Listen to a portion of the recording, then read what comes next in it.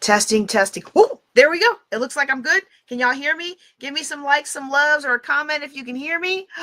Oh my goodness. Can you hear me? Can you hear me? Can you hear me now? Wow. Thank you, Dennis, for letting me know y'all couldn't hear me. Oh my goodness. I've been talking this whole time. Okay. Okay. So let me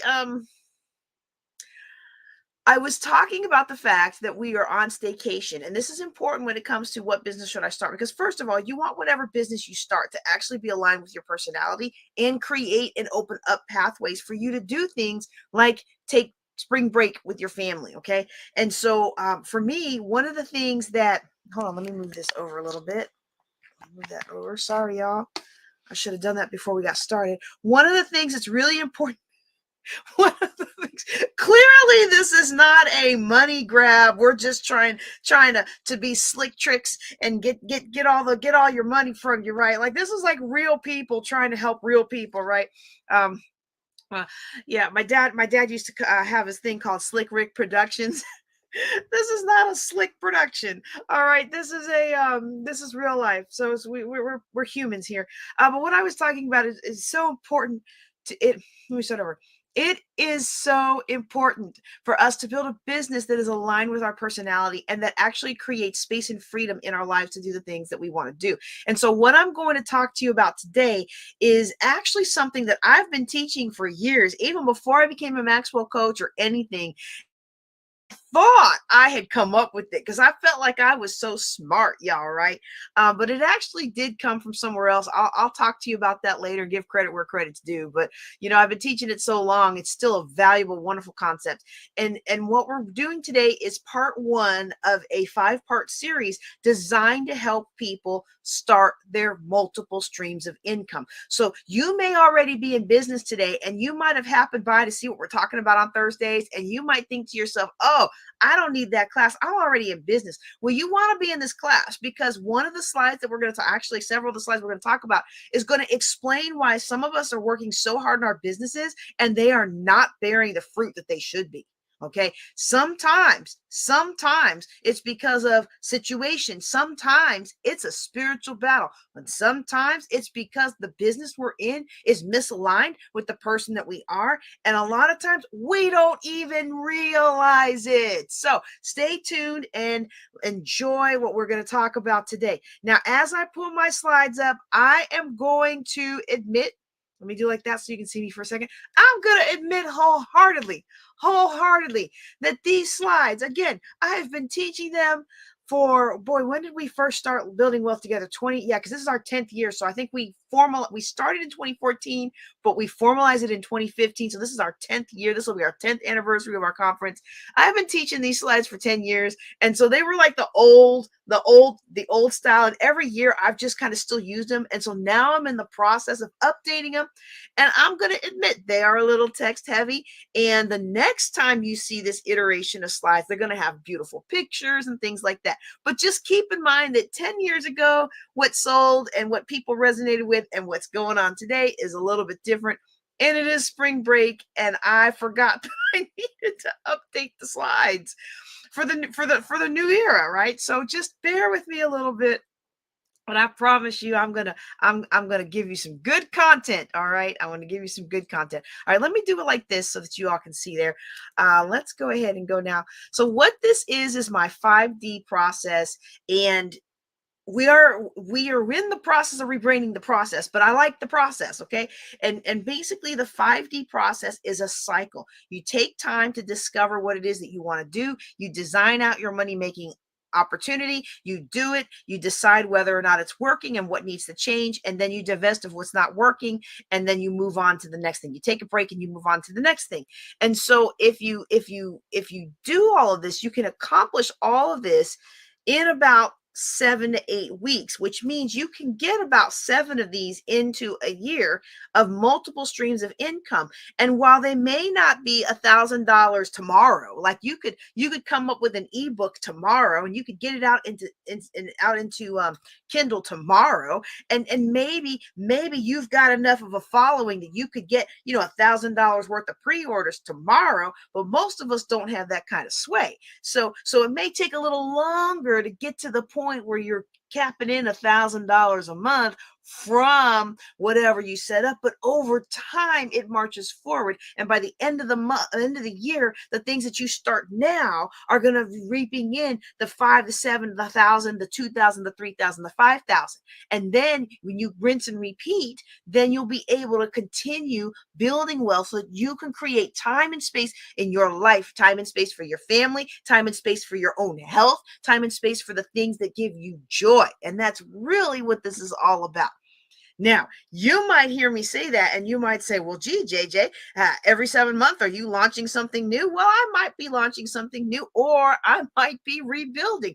The world has been shaken up with COVID, and everybody thinks that the life has gone back to normal. Well, life hasn't gone back to normal for much of the world, and life has definitely not gone back to normal for businesses that took a spike during COVID and then are maybe seeing a little bit of a downturn right now. Okay. And so a lot of speaking, coaching, and training businesses are in that boat. Not all of them, but a lot of them are. So then it's time to redo the process and come up with another stream, another addition, another mutation, if you will, another transformation of the business. But we're going to talk about how you actually do that and where to start.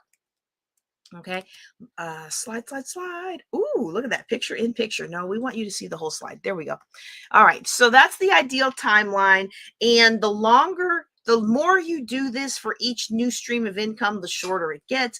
But don't worry about the timelines. Okay. Worry about the result. There's a lot of things in life that we cannot control. There's a lot of things in life that we cannot control. And a lot of times we get worried and wrapped around the axle around the things that we cannot control, but yet we haven't actually started controlling the things we can control. And so we haven't started utilizing the opportunities we can utilize. And we haven't started maximizing the resources that are within our grasp. And while we're looking over here at this person who has all these things over here that we don't have, we have all these things right here that we could be doing something with. And I know I'm not the only one who looks over here, but I have so much more opportunity and maximization that I could be doing right here. So we really want to look at that, and we really want to move forward. We don't want to move backward. We don't want to move into self-defeat. We don't want to move into discouragement. We want to move forward. And one of the ways that we will be able to move forward is to discover what it is that we can make a business out of. And some of you are like, JJ, I've been in business for 10 years. I already know what I can make a business out of. Yeah, but is your business giving you life? Is your business giving you life? Is it giving you energy? Is it giving you joy? Is it everything you want it to be? Or did you just create another job? Is your business doing what you designed it to do? Is your business doing what you intended it to do? We talk about being the sum result of our decisions and our executions. And many of us are in a situation in our business where we're like, this is not what I thought business was going to be like. Like, I remember the first time I had the realization that I'm going to have to sell stuff. Like, the whole reason I went into business for myself was so I wouldn't have to sell stuff on somebody else's time and dime. And then I was like, wait a second, when you are a trainer, a coach, a consultant, or fill in the blank, anything of your own personal business, guess what? You're in sales all day, every day. If I don't sell, if I don't get business, I don't eat. Actually, I do eat because I have investments, but you all know what I mean. So it's very important to understand that we have to discover really, really down at the core, really what it is that we love to do. We have to understand what we're good at. We have to understand what the world is willing to pay for, which of all those areas intertwine and are profitable. And I added a fifth concept to this. For those of you who are familiar with those 4 areas that I just spoke, those 4 areas are actually the Japanese concept of ikigai. Let me tell y'all how upset I was when I found out I did not come up with this. actually on a call with somebody I had met at a conference, and I was really vibing her. Like, when you're weird and you're kind of different and you're kind of hard charging, you don't always make friends super easy. And I really liked this lady. And so we're talking, and she's like, yeah, my kid plays the cello. And I'm like, my kid plays the cello. And my kid started this thing for kids who play the cello. And my kid started this thing for kids who play the cello. And this child does, her child does robotics, and my child does robotics. I mean, whatever it was, is one after another. So then she starts talking about this concept of Ikigai. And she's like, have you ever heard about this? This, because I had asked her, what does she speak on and how I can refer business to her? Because you should always ask people, how can I refer business to you? And she starts talking about the concept. I was like, oh, I've been teaching that.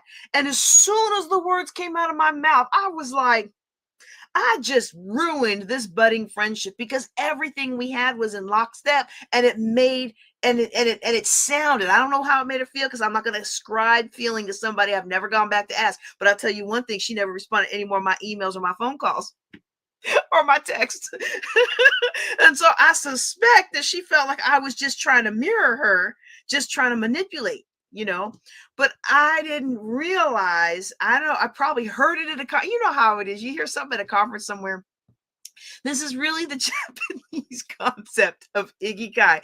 And it's the intersection of what you love, what you're good at, what the world is willing to pay you for, and which of those things that fill in the above blanks are profitable. And for me, when it comes to creating multiple streams of income, I want you to focus on which of these can you do right now. That doesn't mean we write off the other ones that we can do later, but it means we focus on what can be done right now, what can be implemented right now with the time, health, energy, and strength that I have.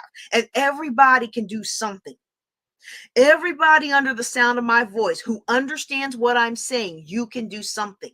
I know that some people under the sound of my voice right now, you don't have a lot of mobility. You may not be able to go do this and do this and do that for yourself, but you can still hear me and understand me. That tells me you still have something that you can present to the world. You can take the things and do the things that I'm doing, and you can still have value and add value to other people. Okay. You may not have all the money that you want to start a big business and hire an influencer and take it, go big or go home. Well, you may not have that money, but just like we learn about in the spirit of opulence or the science of getting rich, you start with what you have.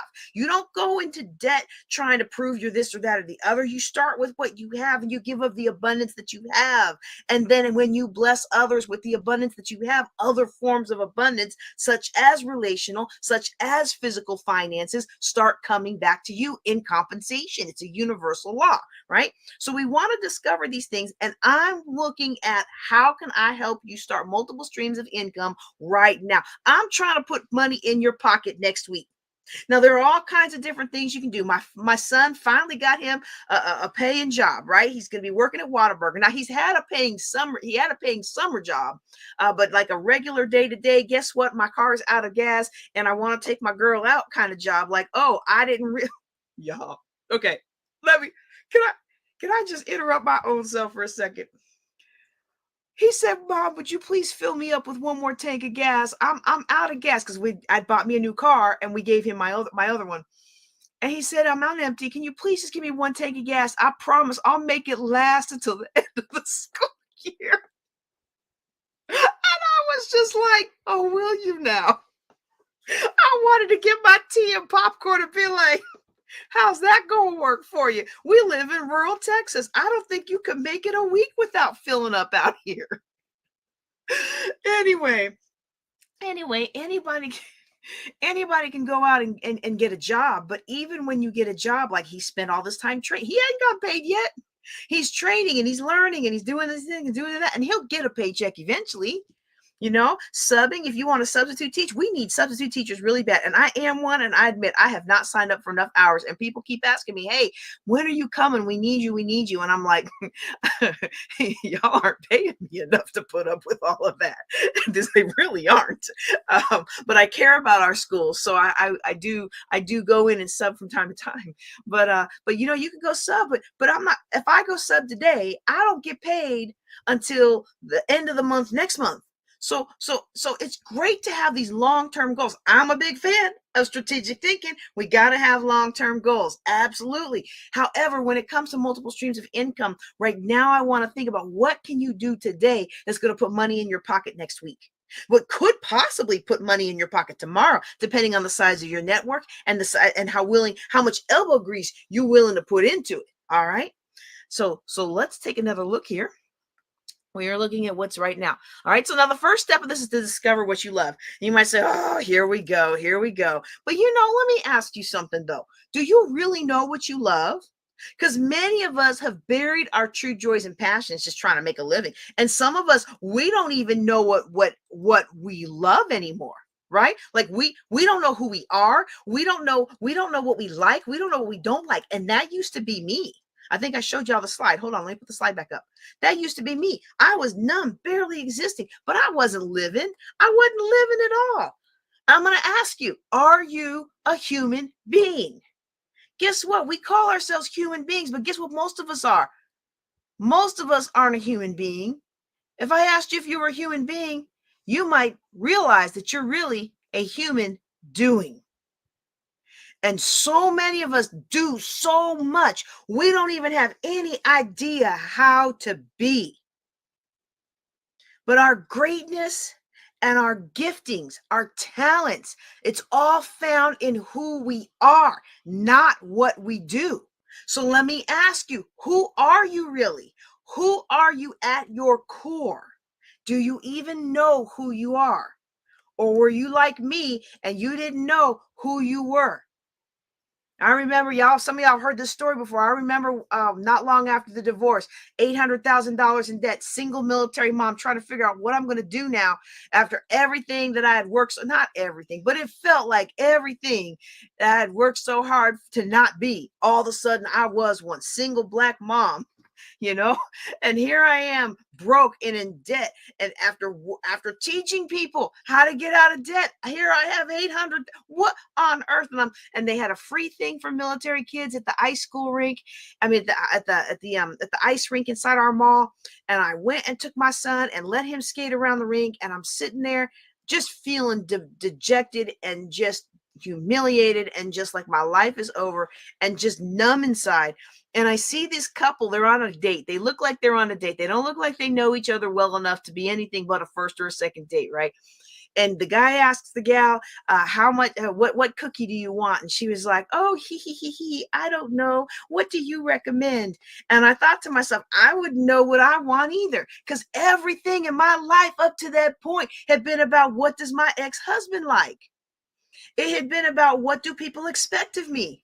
What's the right spiritual answer so my church folks won't be mad at me? Like I didn't have any of my own opinions. And the funny thing is people thought I was so opinionated and so critical. Well, I've always been opinionated and critical, but it was only in certain situations would I share those where I felt accepted and I felt that those opinions were welcome. And foolish me, I didn't know back then how to tell the difference between when somebody really cares for you and they just act like it so they can get the dirt. Because I was a very honest person and I wanted to fix things, and I felt like if I said things, they would get fixed. But I learned pretty quick that nobody really cared what I cared about or what I had to say at work, at home, at church, in my volunteer life, everywhere. And so slowly over time, who I was began to erode away. And some of you watching me today, you have that same issue, or maybe you're listening on the podcast, you have that same issue. It's been so long since you know what you like or got to do what you wanted or got to be how you wanted to be or experience the things you wanted to experience. You've spent so much time catering to everybody else in your life that you don't even know who you are anymore.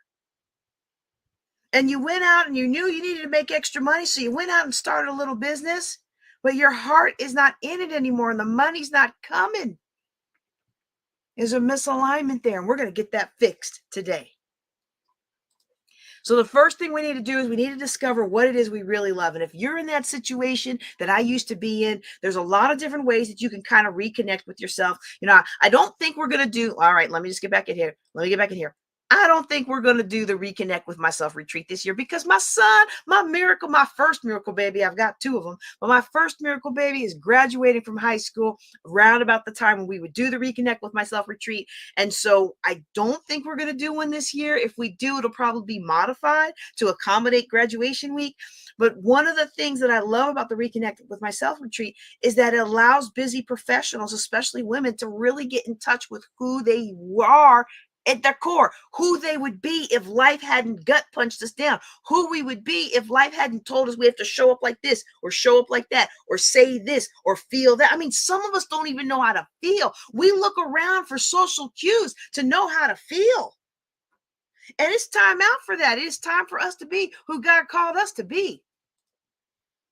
And so, how do we figure that out? If we're in that situation where we don't even know how to know what we want anymore, how do we figure it out? Well, one of my favorite ways to figure this out is to really look at personality and skills inventory. And I'm going to show you some unique ones. Okay. Everybody knows about Myers-Briggs. Everybody knows about DISC. I'm certified in that, True Colors. I love walking people through those things, but I'm going to share with you some, and hopefully the screen will let me show you some that are a little bit different, a little outside of the box, right?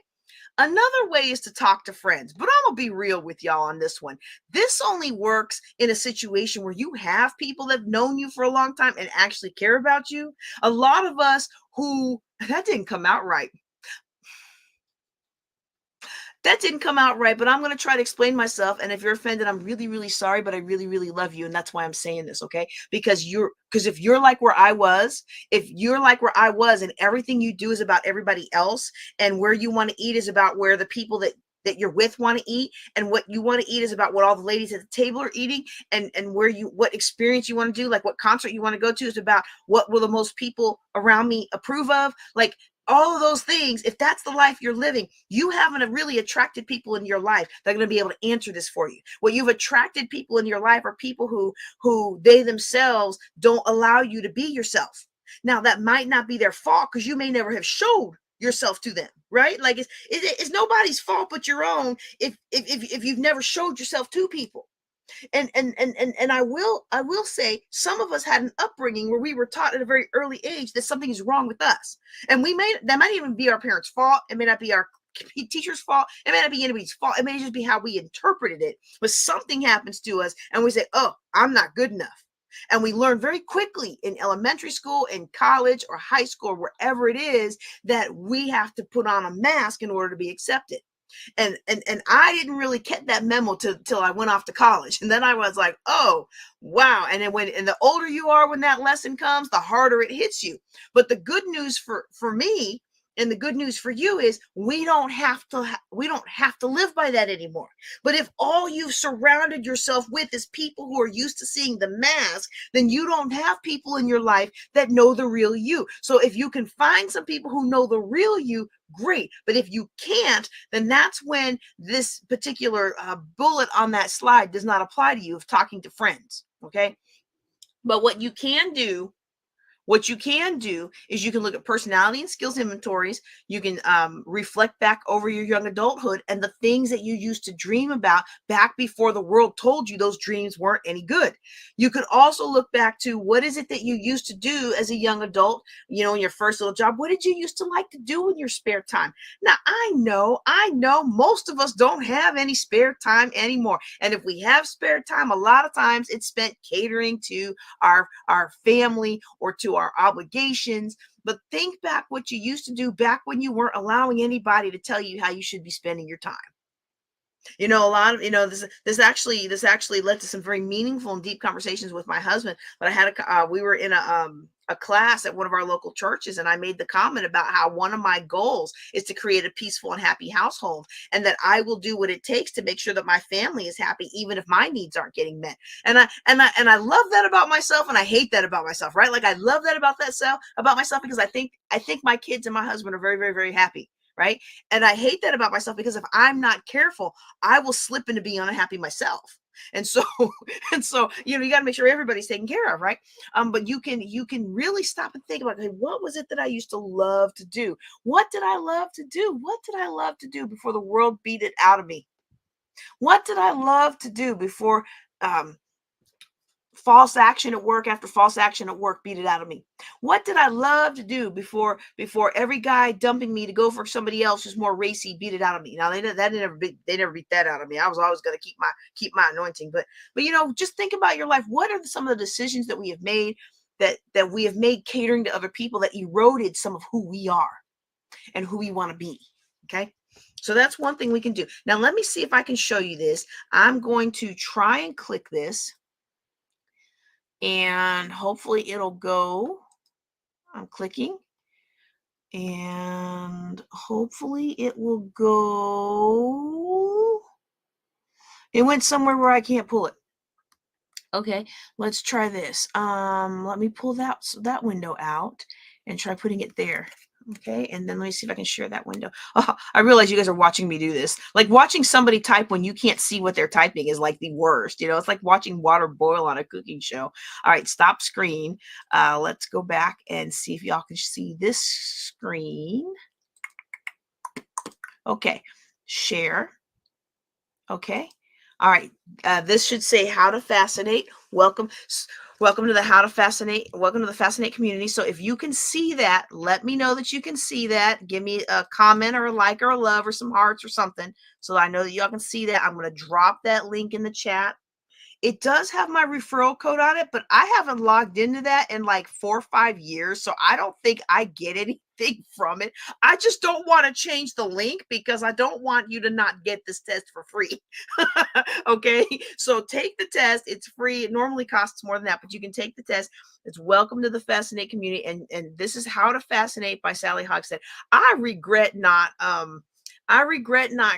registering to this back when I could become a coach with her, or certified with her, back when it was like less than $10,000 to do so, when it was like only $1,000. But you know what? That's life. But this is really neat because it looks at your personality as far as what is about you that other people just love, and that's a neat take on them. Okay, here goes another one that I'm gonna show you. Let me drop it in the chat first so I don't forget to drop it in the chat as I talk about it. Let me go to that window now, and let's put that in there. This is not going to help you figure out what is good for you so much as it's going to help you do some real research on what jobs are, or what careers, or what genres of work are going to be profitable for you. Okay. It's really easy to go into a hotel back room and go to a rah conference. Hey, we're going to help you make millions next year. And you pay your money for the coaching program. And then you get into it and people are like, nothing. It's like, they're like vapor. They're like, oh, well, you really wanted real answers? No. See, you paid for the $5,000 course. If you want real answers, you got to pay for the $20,000 course, right? Like, so you want to be able to do your research. And so if you go into the Bureau of labor statistics, you'll be able to research what is actually paying, what careers are actually paying folks. Now, I'm a big fan of business, but you want to know where the careers are. Okay. Another one where you can research earning potentials and training options. All right. This is in Career One Stop, and this is the toolkit for Career One Stop. All right. Let me show you this one. They have a little assessment to help you figure out what you like. And again, all these things are they're all slices of information. Okay. They're all slices of information. Now, I'm going to show you my two favorites. This one is the What Color Is Your Parachute? Oop, let me drop this in the chat. What color is your parachute? This is by far the most detailed one. Like, he will pin it down to a science of what it is that you want to do with your life. Okay. And I'm going to see if Amazon will let me do the look inside. And so maybe we'll be able to look inside it. Can y'all see that? Okay. Y'all see the Amazon page for What Color Is Your Parachute? Now I'm going to try to look inside. Let me know if you can see that, because what happens with StreamYard is, on some things, if I click away from it, oh, good. Okay, good. If I click away from it to see what you see, then stream, especially when it comes to videos. Okay, so do y'all see this? What you should be seeing is this crisscross graph looking thing. Okay, and let's see if I can make that bigger. Let's see. Okay, the crisscross graph looking thing. Let me put it here. Okay. Nope, that it looks, so what I wanted to show you looks like this, but it actually has, this is an exercise he has people go through. It actually looks like this, but it has things like, I like to work outside. And then you keep working it down to like, I like to work outside with people. I like to work outside with animals. I like to work outside with vegetables. You know, I like to work outside with landscaping. I like to work outside with water. Like he narrows it down using that kind of grid thing. And let me see. Let me just see if it'll do, if it'll show that page. Okay. It's not letting me get into that nitty gritty. And so, well, this is to 2021. We might need the older version, but in any event, there, those grids. Okay, so I'm not explaining it very well. So what he has you do is he has you walk through, like, if he would, you like to work outside or inside? I check inside because you know what, I don't like bugs. Do you like to work inside with people, or do you like to work inside with machines? And he steps you through, and he go through the matrix, and he nets it down. And by the time you finish that, you have very clearly, this is what you like to do, and here are the career fields and the businesses you should pursue.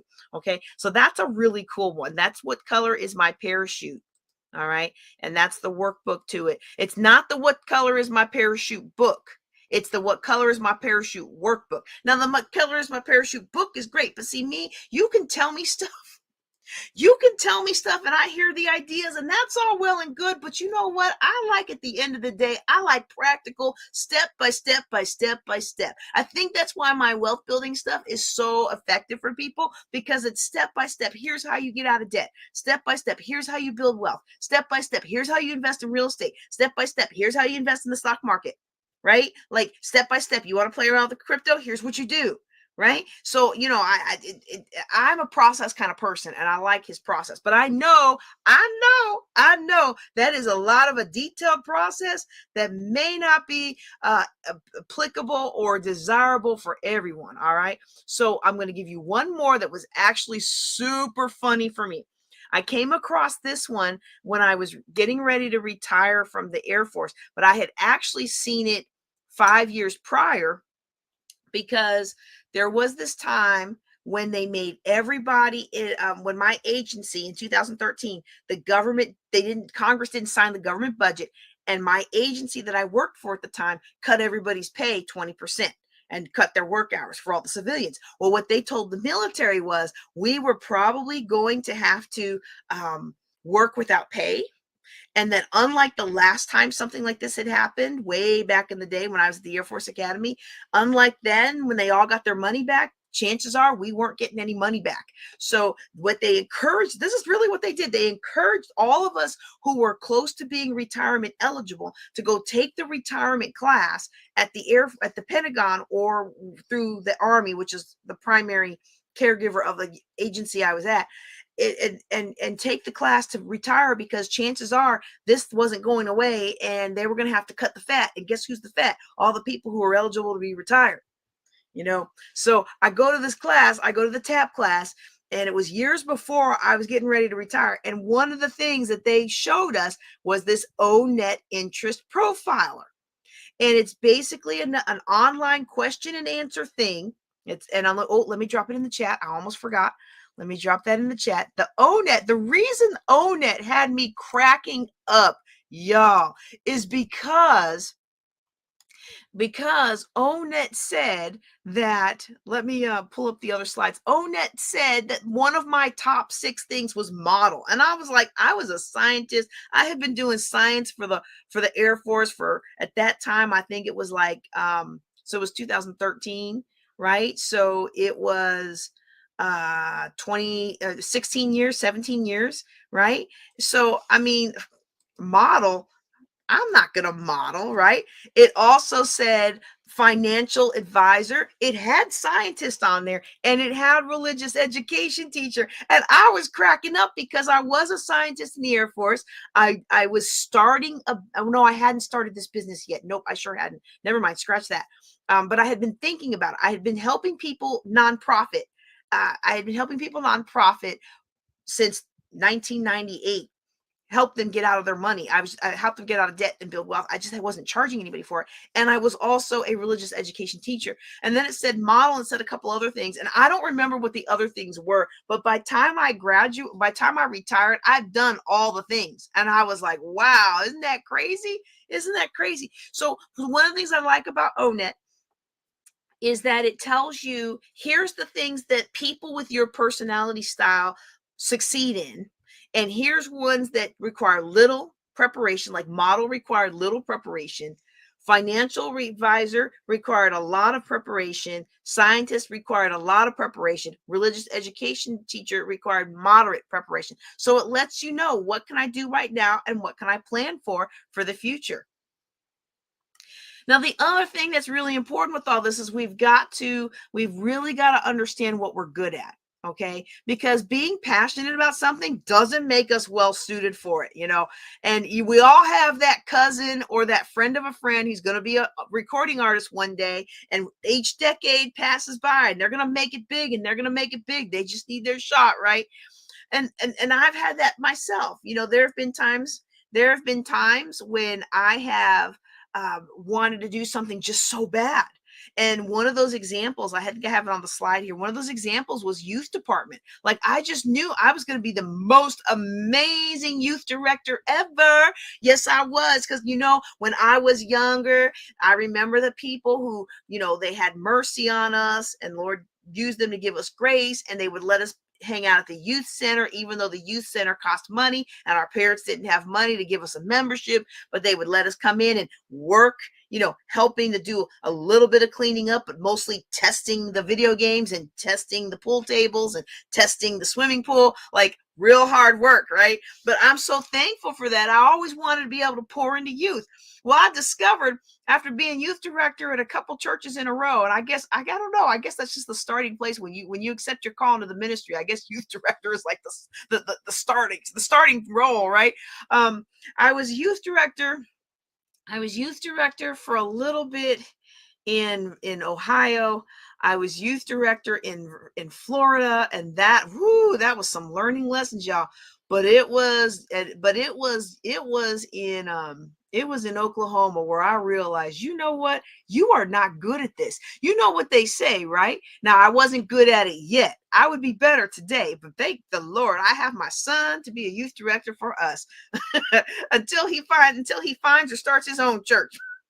He gonna be my youth director, even if he's in college in Colorado. He's gonna be my youth director. Seriously though, they say if things don't go well in one place, that's it. That's a thing. And if it doesn't go well the second time, well, it might be a coincidence. But the third time is a trend. And the only common denominator in all of that is you. So if it's the same problem all the time with everybody in different states and different churches, well, guess what? The problem is probably you.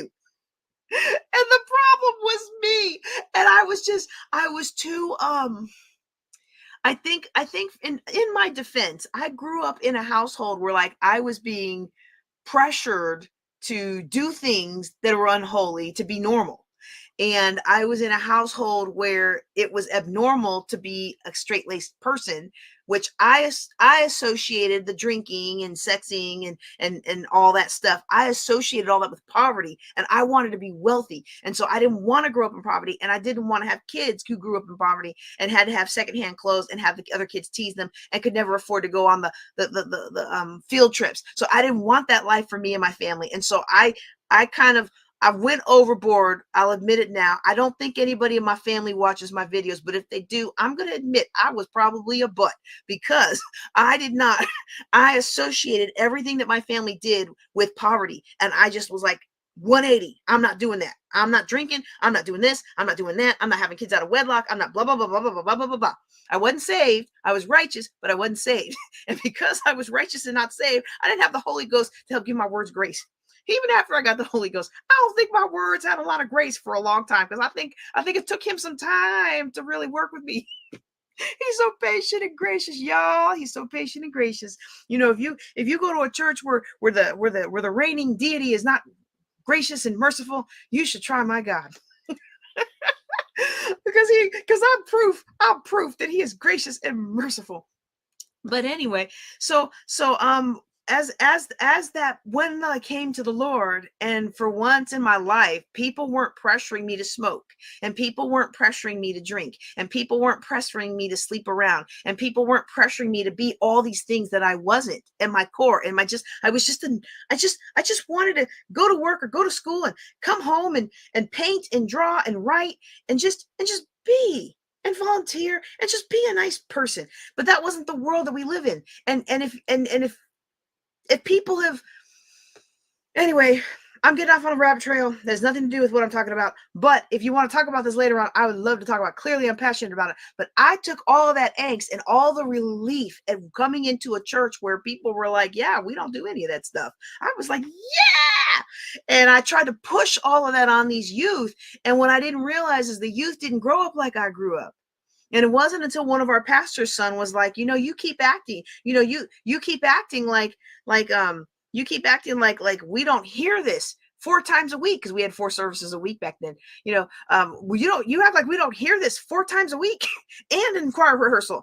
And I was just like, wow, my eyes came open, and I just wasn't good at it. I wasn't good at it because I wasn't meeting them where they were. I was meeting them where I was, and I wasn't where they were wasn't where I started from.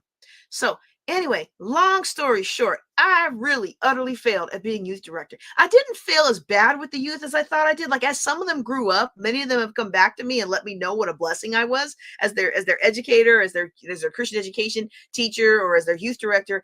But I really failed with the parents. I really failed with the parents. So I feel like I would be better in that role now, but I'm thankful for it. But I just knew I was going to make all this impact in the world being a youth director, and I was going to make all this impact in the world with my business, doing things for youth. And guess what? This is not my strong suit. You know why? Because to deal with youth, you got to deal with mamas, and you need a good personality for that. So when the Lord has me reopen this church and be more than just online or in conference rooms or in restaurants, I'm going to ask the Lord to send me some people who are good with mamas. Because I'm trying. I'm better than I was, but I'm just not good with mamas. And guess who has the money? That didn't come out right. I'm very good with mamas when they want to get out of debt, because I can help you get out of debt. All right, we're going to move on. This is not a good example. I should not use this example anymore. But surely you've got something in your life that you are passionate about and you care about, but when you go out to do it, you just don't resonate. I don't really resonate well with teenagers. I don't really resonate well with college students. Now, I try and I do the best I can, and I believe that some appreciate it. But it's just, look like right here. I'm a little bit too old. All right. And I was an old soul even when I was young. Okay. So for me, that's probably not the sweet spot in my office. I mean, in my business. Okay. It's a side part of my business. I've taught youth on how to build a business. I've taught youth on how to go to college for free. I've taught youth how to do all these things, but that's not my bread and butter. Okay, because it's not my highest resonance with other people. And when you resonate with people, then they're naturally drawn to you in that area. I didn't resonate with youth departments, and I didn't resonate with youth-centered businesses. And so since I don't resonate with people like that, and I care greatly about people like that, then what I do is I make the money where I resonate the most.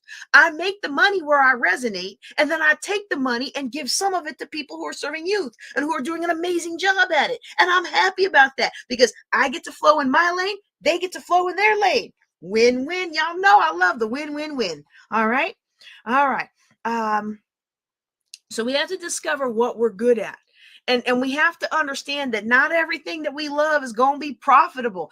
People say, do what you love and you'll never work a day again. Well, that may be true, sure. But guess what? It could also mean that you're going to live on the streets. I mean, you won't be working. You'll be having a good time, but you may not have what you really want to have out of life. And the older I get, the less appealing that is. Let me tell you what, I'm thankful that I was not called to be Mother Teresa. And the Lord might call me to a season of lack later. I sure hope he doesn't. If he does, I'll be prepared to walk through it. But not all of us, first of all, are called to do that. But many of us end up in ways that we are not called to suffer. We end up suffering in ways that we were not actually designed or called to suffer in. We end up suffering in ways that were not intended to work anything in our lives. And yes, my favorite book says that the things that happen in our life that aren't good, the Lord could turn them around and work them out for our good. Yes, yes, yes, yes. However, wouldn't it be nice to have a life where we're not having to have so much for Him to work out for us? Wouldn't it be nice to have a life where the only trials and tribulations are the ones He intended to work something in us or work something out of us, right? Let's not introduce new things. Okay. And one of the ways we introduce new things is by following something that's not profitable. Hey, thank you so much for being on with us today. You know, it's not that we can't do the things that don't pay the bills. Well, we got to understand they don't pay the bills. And I don't know about y'all, but how many of us, especially in ministry, we find this a lot in ministry. Oh, if you have faith. Yeah, I have faith, but the Lord was telling me to do these things. Okay, let me get back on my slides. Okay, so we want to discover if something's profitable, and everything is not always profitable. Okay, and so just because we're passionate about something doesn't mean it's going to bring in the money. All right. And so, you know, I think about military single moms. I started military single moms way back in 2009 when I first became one. I didn't know what I was going to do. I was $800,000 in debt. Was ostracized from just about everybody in my life that I thought was my friend, and they weren't my friends. And some people were my friends, but I couldn't see it at the time. Like, I just was in a deep, dark place, and I still had to show up at dark 30 every morning and teach at Air University, run with my students, do this and do this and do that, and then close everything up and still be a mom. And I just didn't know what I was going to do. And we had a new commander come in, a female commander. I can't remember. She wasn't in our squadron, but she came to the base, and she was at Air University, and she had been a single mom, and she had also been some kind of like fitness or something competitor. And I regret that I never did know her name, but like, she landed and I left to go to Barksdale. And so we had like a week or two overlap. And I was like, well, how did you make it? Because I'm drowning and I don't know how to do this. And she gave me some pointers. And the first thing she told me was, go surround yourself with other single moms and y'all create a support network. And at one of her previous bases, she had created a single moms group. So when I get to Barksdale, it's one of the first things I do. I create a single moms group. And we actually met once a month for about a year and a half. We met about once a month. We had local businesses would come in and would sponsor our lunch, and they might bring in gifts for us and different things. And it was a real blessing. And that's what blossomed into militarysinglemoms.org today, right? And so I just knew, I knew I was on to something. We were helping moms all over the world, and we were doing all these things, and it was great, right? It was so great. But guess what I discovered? I thought I was going to go out and create the nonprofit structure, and I was going to be the the president of the board, and I was going to have my salary built in, and boy, we were going to get donations, and we were going to help people, and it was going to be amazing. Oh my goodness, I was going to get paid to change lives and have an impact. And can't you tell how excited I was to help people? Like, the support network had helped me. Except, guess what? People don't care about single moms. Now, I know you care about single moms because you probably were one or were reared by one, or you know somebody who was. And you care about single moms even if you've never been one or been reared by one, because you're a good person with a good heart. You probably wouldn't have listened to me this long if you weren't a good person with a good heart. But guess what? The rest of the world outside of our bubble, they do not care about single moms. The only thing most of the world cares about single moms for is if they can get with them and make more babies. All right. And that was a hard reality for me as somebody who cared about military single moms, and to listen to the spouses and the other people on base when I tried to advocate for services. Oh my goodness, it was the worst, y'all. It was one of the worst feelings. I remember the last time, so embarrassing. The last time I advocated for single moms, I was pregnant with my second miracle baby in my second marriage. After the 3 months into the marriage, we get pregnant and I know it was 3 months because he teaches, and he was in Texas and I was in Virginia. So it's kind of easy to know, oh, I got pregnant during spring break, right? But I was so swollen, I couldn't wear my rings after about 3 or 4 months. We had the Secretary of the Air Force come in, and I stand up with my pregnant self, and I have no rings on or anything, and I ask questions about what are we gonna do about single moms in the military, and I'm not even putting together in my mind that I'm pregnant. I've just been the person over military single moms for like 10 years at that point, right? And so, it wasn't something that I wasn't even putting it together. And then I didn't have any rings on, so it looked like I wasn't married. And just the look of scorn on the other leader's face looking at me. And you can go back and look at the post on it. I even did a post on it. But this was like 2000. Yeah, I was pregnant in 2015. Yeah. So you can go back and find that. But I was just like, why are they looking at me like this? Why are they treating me like this? Because they don't care about single moms. In most professional people's minds with money, unless they were reared by a single mom or had a best friend who did, or had an auntie who was, right? You made your bed, you lie in it. Maybe if you kept your legs closed, you wouldn't be in the situation. And I had somebody say that when I started asking about something for single moms, and I went off on one of the spouses. She was over some of the programs, and I went off on her. I'm like, not everybody who's a single mom was being promiscuous. And even if they were, they are still a valued member of our total force. Like, I'm in uniform and she's a civilian, and I'm going off on her. And then I realized I need to tone it down because I'm about to be full on angry Black woman. Like, I'm about to really reconnect with my Black half. And I'm probably going to end up with something because her husband was high up. So I was like, okay, we don't need any paperwork or any action today. And I turned around and walked away on that one. But the bottom line was I could not get anybody to care. And I love when I see stories of athletes and other people who like do things for single moms. It's just so heartwarming because I remember being there, and I remember the ridicule and the criticism that came. And it was not my fault. It's not my fault that my ex decided to move on. And now even if it was, should one mistake define somebody for the rest of their life, right? You and I can have that discussion. You and I can have the heartfelt, meaningful discussion about that. And we can really commiserate and be right with one another. And you can give me all the reasons, and I can give you all the reasons, and we can go back and forth, and we can boo and we can cry. And at the end of the day, still ain't nobody gonna pay us. Okay. So when we're discovering if something is profitable, we need to make sure it's actually going to be profitable. We need to make sure that whatever it is we're trying to do is going to resonate with enough people to get their money into our pockets. Okay. It's funny. These slides have been around for so long that I didn't realize I've become this next bullet, the auntie who's always crusading and picketing social injustice. Oh, that's funny. Oh, that's funny. But in any event, we all have that auntie who's always fighting everything, always fighting the establishment, and and that's not usually profitable. Powerful, but not profitable. Powerful, make things happen, make things change, but not profitable. Okay.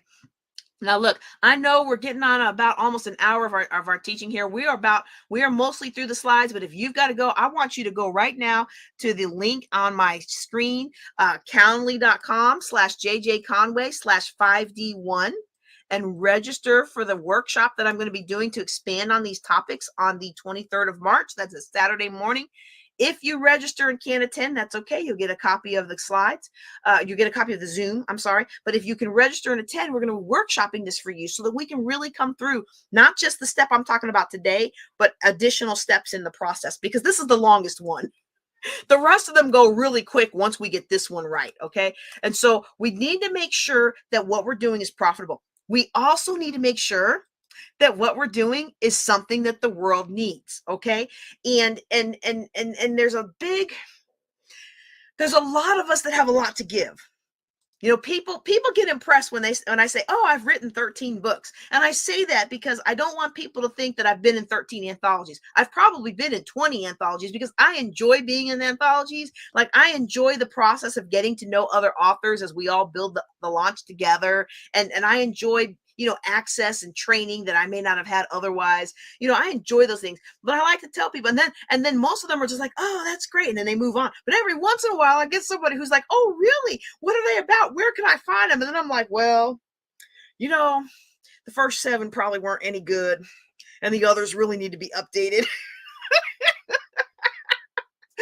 I mean, I still make decent Amazon money off my books. I was shocked. Did you know that most authors on Amazon, as an ongoing basis, they make less than $5 a month? So if you're making $5 a month off your books on Amazon, you are actually doing well on Amazon, okay? And I make a really nice little perpetual chump change off of Amazon, like my little Amazon shopping account that I have for all my Amazon money. It's not too shabby. I mean, we're not pulling in thousands a month off my book, but we are making more than five. But we want to make sure that the world needs it. There are so many books, so many songs that are written that nobody wants to hear, so many books that are written that nobody wants to read. And if we want to make money, we have to learn how to get over ourselves and understand that some of the things that we want to share with the world does not want. Some of the things that I want to share, some of the things that I want to say, some of the things that I want to promote, the world does not care about, does not want, does not need. Now, it doesn't mean that if it's a need, they just don't know that wait, I'm not saying that right. It doesn't mean that if you have something that the world really needs and they just don't know it yet, that you should throw that idea out the window. Okay, because sometimes the fact that somebody says they don't need it, it just means they don't know they need it.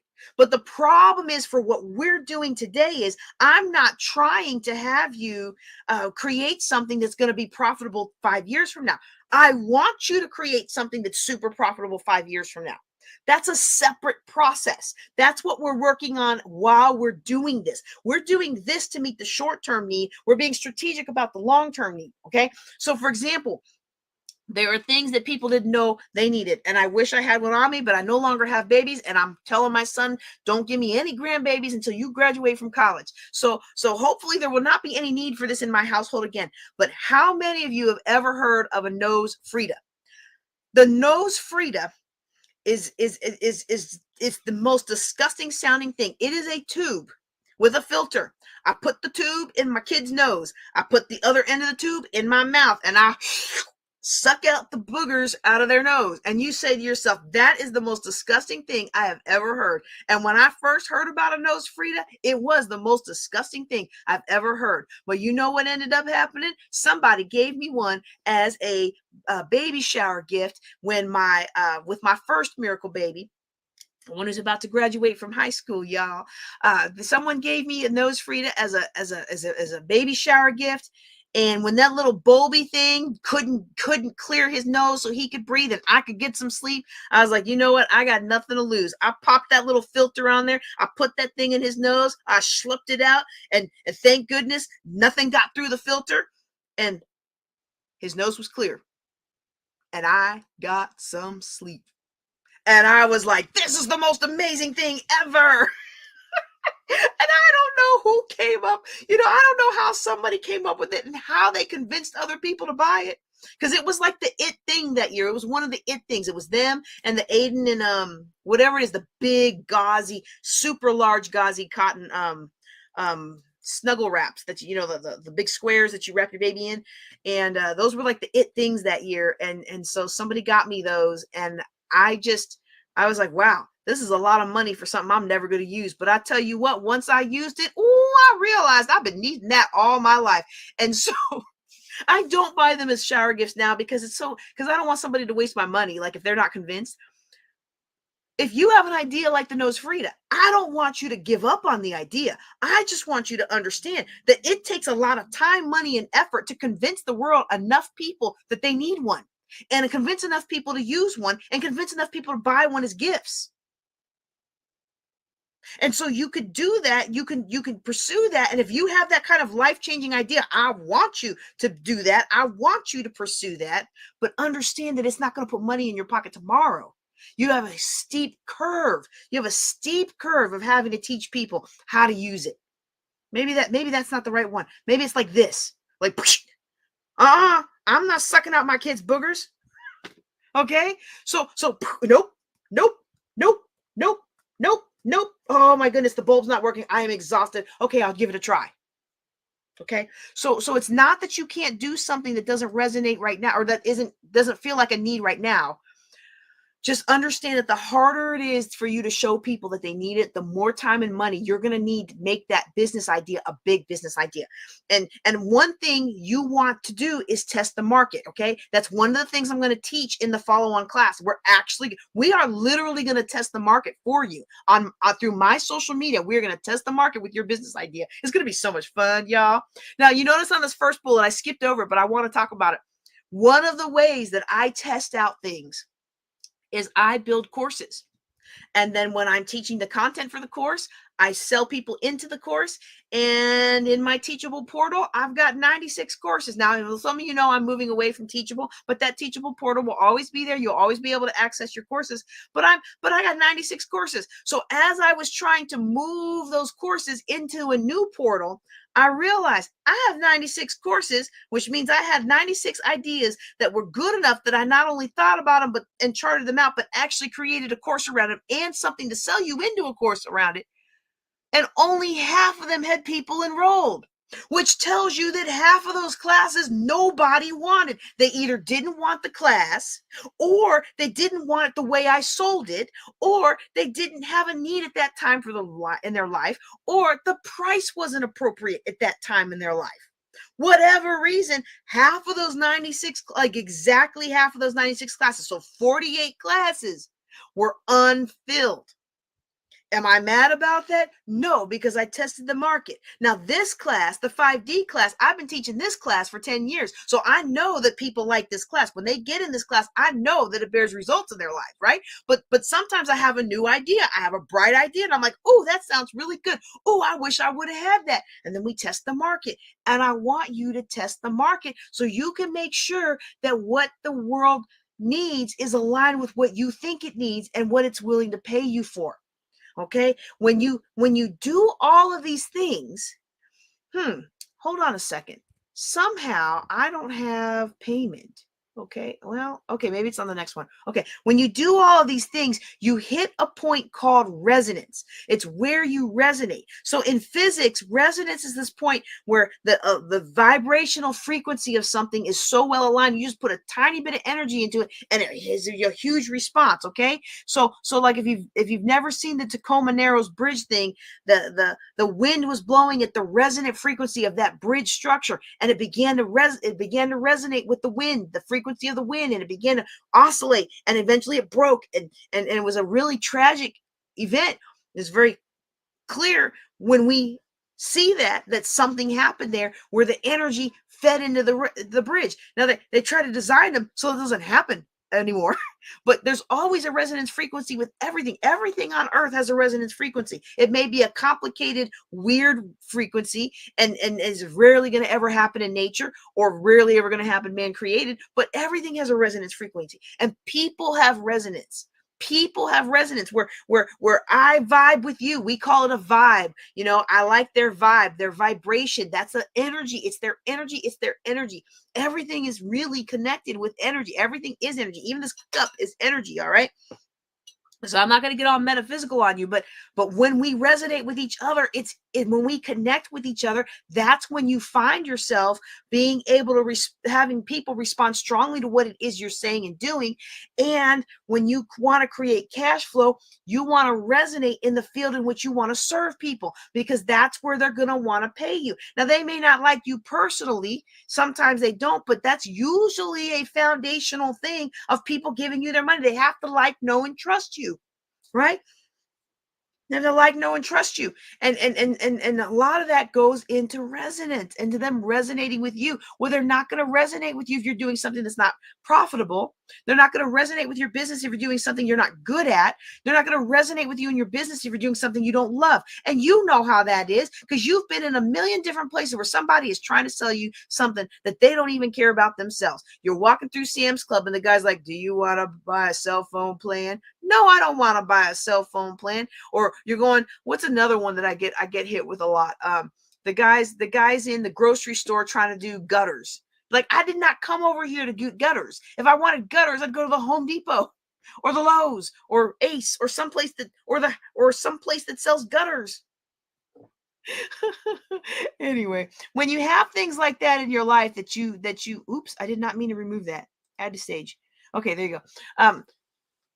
If you have ideas that don't resonate, it doesn't mean that they're not the right idea for some time in the future. It doesn't mean it's something that you forget about forever, but just move on for right now. Because right now, this class is focused on how do we get money in your pocket next week. All right. So if it's not resonating, with your audience, move on, and don't allow yourself to be upset about it. One time I made what I thought was an amazing infographic, y'all. Oh, I thought it was so good. I think it was like in response to COVID, like how to manage your money. And I thought it was so good. And I put it out there. Hey, y'all, this is a draft. What do you think? And people like, oh, that's great. Oh, that's great. Oh, that's so needed. Oh, thank you. Thank you. And like I had all these comments, right? And all these likes. But you know what I didn't have? Who can guess? Drop it in the chat. If you drop it in the chat with your Cash App, I'm going to give you a prize. I'm going to give you a few seconds to guess. I had all those likes. I had all those comments. But what didn't I have? You got 5 more seconds to drop that in the chat. 5, 4, 3, 2, 1. What I didn't have anybody sharing that infographic. Everybody was supporting me. They were congratulating me. They were liking it. They were loving it. They were commenting on it. Oh, that was close, Dennis. That was close. That was real close. This was a free one though. But what I didn't have people sharing it. And I like Dennis. He shares a lot of things that I do, right? And so when people like what you're doing, they share it. They share it. When they like what you're doing, they share it. They want their friends to see it. When what you have is really helpful, they share it. So you know what y'all could do right now with this video? You can share this video. Close, man. So close. So close. I know you'll get it next time. So I didn't have anybody sharing it, which told me that people cared and they loved me and they wanted to support me. But what I put together wasn't any good. And it was good for me because I like the info. Like I'm one of those people. I want all the information, but other people want stuff to be more visual and they want more interaction and they don't want to have to think through all that reading to get to your point. Okay. So it's important to take our ego out of it. You know what I said to myself? I said, well, this didn't work. This is not going to result in what I wanted, which is I wanted something to go viral and people to really resonate. So you know what I ended up doing? I changed it. I changed it up. Instead of just being a COVID infographic, because clearly I couldn't make an infographic to save my life. What I did was I made a single mom's guide to COVID. And we'll use it for our military singlemoms.org. And that thing went viral. Okay. So it doesn't mean you take it in person. Oh, I'm no good. I'm no good. Well, maybe I wasn't good at that thing, but it's not going to stop me from being good at what I do, which is help people get out of debt. Okay. So, and build wealth. So, we also want to make sure, next thing, we also want to make sure that our ideal client is profitable and that we understand who our ideal client is. Okay. So like our ideal client, the reason it's important to understand who our ideal client is because we want to produce copy and we want to produce graphics and we want to produce things that instantly grab our ideal client. I will be the first to admit this presentation does not fit that need because I built it so long ago that those things weren't important. This is back when I taught all my classes in person every first Saturday at the Pierre Bourget Mall, right? Like, so this was a whole different scenario. People who came, they weren't necessarily seeing the screen of a slide. They were seeing me in person teaching slides in the background. So it was a whole different construct. And now, everything changes, but you want to make sure that what you're doing is geared towards your ideal client. But a lot of us have ideal clients that can't afford to pay us. Like you could tell how passionate I've always been about single moms ever since I became one. Now, I'll admit I wasn't passionate about single moms before I came one. I didn't hate on them, but I wasn't passionate about them. But let me tell you, after living through that for a while and now having a good husband who's a partner and helps me do all the things that I'm like, oh my goodness, this is so amazing. Like, and I mean, I've been on all sides of that. I've been in the tough marriage. I've been in the single mom, and I've been in a good marriage. And so I care about all those things. I really want to help single moms get to a place where they're financially secure or get to a place where they're financially secure enough to be a good partner in a good marriage. Because, if you always spending all the money, you're not a good partner in that marriage. Unless that's what your partner likes to do, unless they just like to spend on you and they feel good about themselves when they spend all their money on you, you know. But financial planning for single moms wasn't going to be my sweet spot. It wasn't going to be where I resonate for everything that I want to do, because maybe I cared, but they couldn't afford to pay me. They couldn't afford to pay me. Nobody that I wanted to really pull up out of poverty and really help had the money to pay me what I needed to be paid to make it worth taking time away from my family, to make it worth taking my kids and putting them in the back room, in the back office with a laptop of movies on it and a pizza they shouldn't have been eating. And I'm going to do that to my family. It has to be worth my while financially, right? So I had to switch it up. I had to change things. And so what I had to do was find a way to do the service, the community service, but find other ideal clients who could pay for it. All right. So that leads me to where we're gonna round third here. Okay, this is where it really is. If you've got a business, don't drop off yet, because I'm going to show you, if you've been struggling in your business, I'm going to show you why. Okay, in a lot of cases, not every case, because like I said in the beginning, sometimes you got spiritual battles, and it doesn't matter how hard you work, it's a spiritual battle. Sometimes you've got a battle in another area of your life. No matter how hard you work on your job or at your business, if you haven't forgiven yourself or forgiven somebody, sometimes that's a block. Sometimes you're working as hard as you can, and it's really just another emotional or physical thing that you need to fix and has nothing to do with your job. And when you fix it, the struggle goes away. But for many of us, we have not yet learned how to find the intersection of what we love, what the world needs, what we're good at, and what we can be paid for. And when we get that intersection, the Japanese call it the concept of ikigai, and what I call it is the concept of resonance. Okay. And so a lot of times we are finding ourselves in situations where we're chasing after what we love and what we're good at, or what we're good at, or what we can be paid for. And as you see here, all of those things are valuable. Okay, you have your passion, your mission, your profession, your vocation, but what we want is for all of that to be aligned. And the reason so many of us are failing is because we said, okay, I'm going to go into business for myself. Guess what I'm going to do? I'm going to go do what I'm doing now in my job that I'm good at and I can get paid for, because if I couldn't get paid for this, my boss wouldn't be paying me to do it. Valid, valid, super valid. Absolutely the right reasoning. I like how you think. If your boss is willing to pay you $20 an hour to do a thing, you can do that thing and make more money off that thing. Now, sometimes that doesn't translate. My oldest is going to be flipping burgers at Whataburger. He's not going to be able to flip burgers somewhere else and make that kind of payment that he wants, or get that kind of payment he wants, because he's really kind of a cog in a greater machine. But if you're making widgets, maybe that will work. You try to take that out of the factory, probably not going to work. You're probably not going to have the scale you need to compete with Detroit, right? But if you're making personalized cups, you can come out of that workshop, and if you've got the equipment, you can make personalized cups and sell them for what your boss is selling for, a little bit cheaper, right? So there's all kinds of things that we can do that we can get paid for, and that we're good at. But if we are not careful, those things are really a profession. There's no passion, there's no love, there's no heart, there's no nurturing. And we can do that and do that and do that. And many of us have done this for 10, 20, 30 years.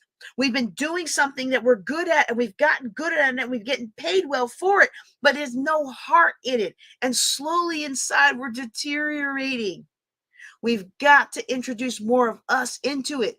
So what do? We go to the conference. We go to that conference. Rah, rah, rah. You got to find your passion. You got to find your passion. You got to chase after your passion. You got to know what you're about. You got to know what you're about. You got to, excuse me. You go to the conference, and they're like, you got to know what you're about. You got to craft your mission statement. What's your mission, vision, goals, purpose, vision, goals? What are you about? What are you about? And guess what? You're like, oh, okay, I'm going to find out what I'm about. This is what I'm about, and this is what the world really needs, and this is my personal mission, and I'm going to go after it. But then we're not getting paid. And then we start to get burnt out because we're not getting paid. but bills still need to be paid. See, for some reason, the electric company doesn't seem to understand that we're doing what we love and what the world needs to be done. And the electric company doesn't feel like they should subsidize us doing what the world needs being done. I don't know why the electric company won't be more generous and pleasant with us, but they won't. And honestly, I don't need them to be that generous and pleasant with everybody else, because then my bill's going to go up. But we think, oh my goodness, I did this thing. I chased after what I love. I'm still broke. And so then we get all frustrated. And then we see somebody online talking about the reason you're not making money is because you're not doing what you're passionate about. You got to find your passion. You got to find your passion, and you got to pursue your passion. What is it that you love to do that you would do forever, even if you didn't get paid to do it? Yeah, guess what? We found our passion, all right. It's what we love to do and what we're good at, but we ain't getting paid to do it. We're not, let me speak like I have a few degrees under my belt. We are not getting paid to do it. And all along, we're getting burnout and burnout and burnout because we're doing all the things that we know to do. But what we haven't done is we haven't found our resonance. And that is the intersection of all four of these concepts. Is our resonance. It's where we resonate with the world in a way that the world is going to pay us and compensate us for our time and energy that we spend pouring out to the world. And that doesn't mean that the only valuable things that we do in life come with money attached, okay? That is not what I'm talking about. But if we want to make money that enables us to do the other things that are upon our heart, then we must discover where we resonate. Where we resonate with another person to the extent that they feel so much aligned with our mission that they are willing to fund it, that they feel so strongly and passionately about our product or our service that they're willing to pay for it, that they feel so strongly that we can help them get to the next level, which is part of our mission, our goals, our purpose, our desires, our passion, that they are willing to pay us to help them do it. We have to discover where we resonate, or we're going to find ourselves burnout and broke. And so that is the crux of how we figure out what business we should start. We start with figuring out who we are and where we fit and what's a good fit for us. You know, there are a lot of things in life that I will never be able to do because of time, health, strength, and what have you. Right? But that doesn't mean that I can say, well, I have this busted neck and this busted back, so I'm never going to be a skydiving instructor. Guess what? I'm just never going to be a skydiving instructor. That's not going to be my resonance. Because health-wise, I just can't do it. I love skydiving. If you've never jumped out of a perfectly good airplane, there is nothing like it in the world. I think the closest thing that I've experienced like it in the world is riding a motorcycle. And I know that one's on the ground and one's in the air. It's two totally different things. But if you've never ridden a motorcycle, or if you've never driven a motorcycle, if you've never jumped out of an airplane, I just can't explain it to you, right? But I'm probably never going to do either one of those things again after that accident. I'm just never going to do them again. Doesn't mean I can't have a full life, but that's not going to any longer be my resonant dominant energy, because I don't have the energy to be good at it anymore, or to last at it, or to sustain at it, or to be consistent in it. And those are all things we need for business. So we have to find another way. We've got these injuries and we've got these situations. We have to find another way. And that workshop that I've got for you will help us learn how to do that. Okay. And so what we're going to also want to do is not just find out where our sweet spot is, where our resonance is, but we also want to make sure that we find things that can be done right now. We still want to keep the others on our strategic horizon. And as we work to them, we want to create little bubbles that help us get there. Okay. And so we want to make sure that we have the time, the energy, the resources to implement what it is we want to do right now. And if we have a dream that's really heavy on us, but it's so big and we don't have the ability to implement it right now, well, then we can look at trying to do some kind of related stream of income. But we always want to keep the goal in mind. The goal with anything that I'm teaching you is to help you develop passive income so that you get to the point called enough. The point called enough is really, in math, it's in statistics and finance, is called the crossover point. But in the Your Money or Your Life book, it's the point called enough, where your passive income is enough to meet your day-to-day living expenses. And so then everything you make over that is now extra money for you to fulfill your dreams, your calling, and your goals. That's the goal that I have for you, right? So no matter what we do, it's got to be aligned. And so if you have this big goal, like let's say on your heart, you want to open up You want to open up a photography studio. You don't have any property. You don't have any money. You don't have anything in there, right? To make that happen right now. Well, there's other steps you can take that get you along the path. And so I'm going to ask you, what's one step forward you can take that sets you in the direction of your dreams? I know some of you out there, I'm looking, putting up comments. Now, I keep getting caught up in the thing, so I'm sorry if I didn't show your comment today. But there are people on this comments list who've written books. I have not seen you publish it yet. You know, if you've published it, you never gave me a link to send to anybody. I see people out here who have products. You have wonderful products, or a product. You have a wonderful product. You haven't sent me one to wear on my podcast or on my broadcasts. Let me help you, but you have to move forward. You have to stop letting, let me put myself in here. You have to move forward. You have to stop letting fear tell you can't do it. Everything that you want to do, everybody that I'm looking on this list, there is a free step that you can take right now to move yourself forward, to get something going in your life. And you have the skill set, you have the talent, you've already had the idea. I've already coached you on the idea. You just need to go execute. And I know just is a 4-letter word. It is absolutely a 4-letter word. It's not easy. It's simple, but it's not easy, right? Because if it was easy, everybody would do it, right? But you're not doing it, and you know what you need to do, and you need to take that step. Don't go to bed tonight before you take at least one step forward in the direction of your dream. Take one step forward in publishing that book. Take one step forward into launching that design company, to launching those t-shirts, to launching those cups, to launching those items. Take a step forward to launching that coaching business, to launching that training business, to launching your online course. Woo, y'all. Okay, now this class on Saturday, we're going to cover each of these in detail. We're actually going to go into detail to how do you actually get started with these if you haven't already. And we're not going to do all of these. Let me not tell a lie, okay? Because all of these cannot put in right now and make money tomorrow. Like podcasting, I love podcasting, but podcasting is a long game. Now, getting on somebody else's podcast to talk about what you have, that's a short game. That can put money in your pocket next week, right?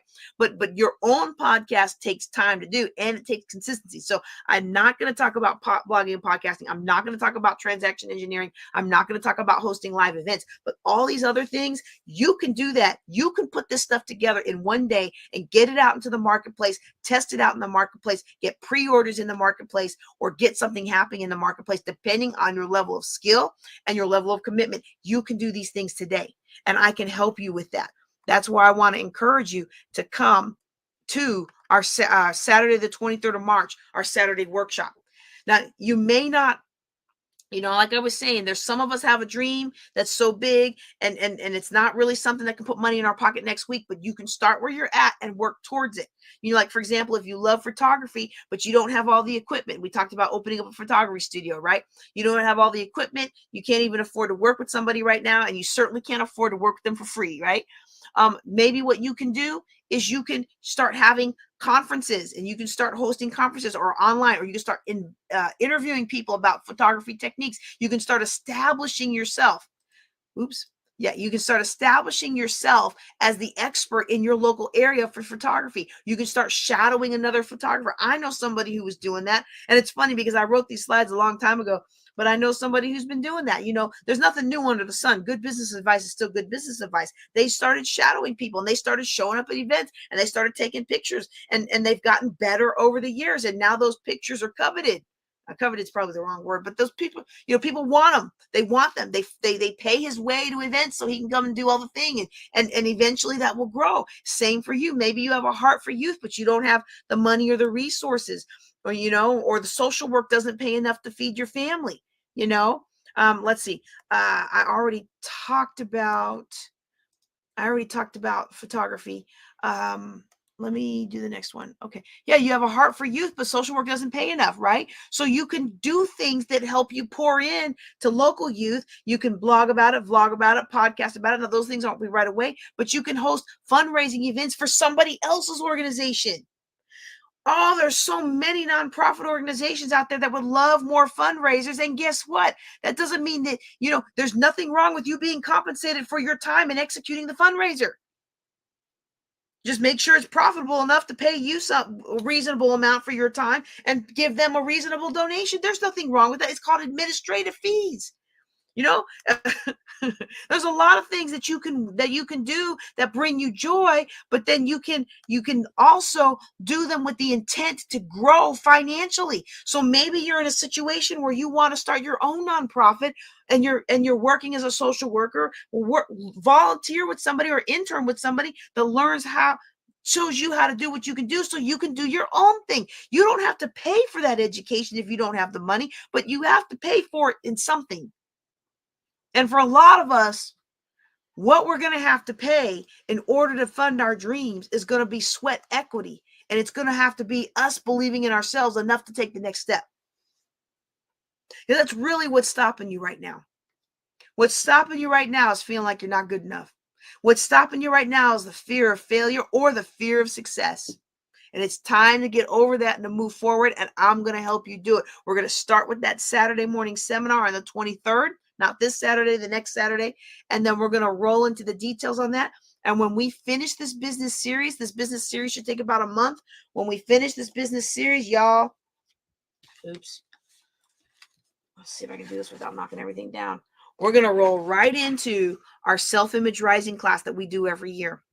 How you can grow your net worth by growing your self-worth. I'm so excited for this class. You can get this book on Amazon. But first, if you're trying to build additional streams of income and you don't already know where you need to be in the business space, get in this Saturday morning workshop and we will go ahead and work on that for you. So if you are ready for the next step, you can follow the link down there. It's calendly.com/JJConway/5D1.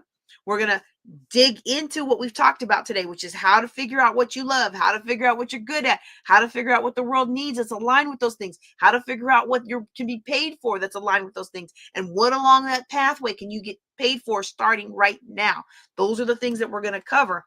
And we're going to cover that on Saturday, the 23rd. Let me go ahead and put that back up in the chat. On the 23rd of March, it's going to start at 10 o'clock Central Time. If you can't make it or you can't stay for the whole 2 hours, register anyway, and you will get a copy of the Zoom video download. You'll get the Zoom. You'll also get the audio, and you will get the transcript. Now, those will be Zoom generated, so it may not be 100% accurate, but you're going to get the video, you're going to get the audio, and you're going to get the transcript, and it's all for a very low price. Normally, this workshop, when I used to do it in person, was $199, and you can get it for only $27. All right, y'all. I know that was a lot of fun. I know I went pretty fast on that, but that is all I have for you today. If y'all have any other questions, I'm going to scroll through the chat looking for questions. But if you have questions, go ahead and drop them in the chat while I'm scrolling and looking. And if not, we're going to call it a night. But I've really enjoyed this time with you. I hope you've enjoyed learning about this. And I hope you've gotten some good takeaways that you can use to elevate your life. I don't see any questions popping up in the chat, so we're going to go ahead and call it a night. That's all I've got for you. Y'all take care. Be blessed.